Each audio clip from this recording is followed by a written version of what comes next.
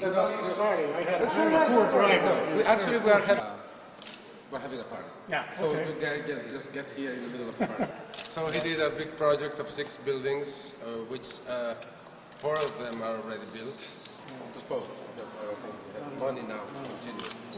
General collections, and actually it is supposed to shelter one, and it's a legal deposit as well.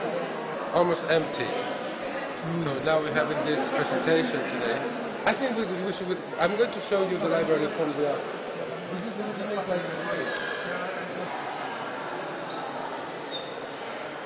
It's like, you know, the thing is, it's a beautiful in every square. A single centimeter.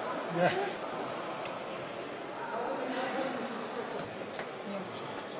Thank you very much.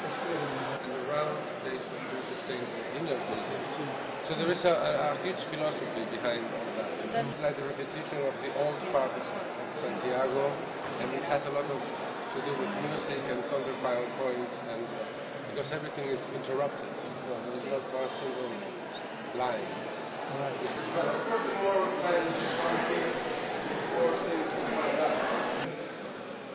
The space.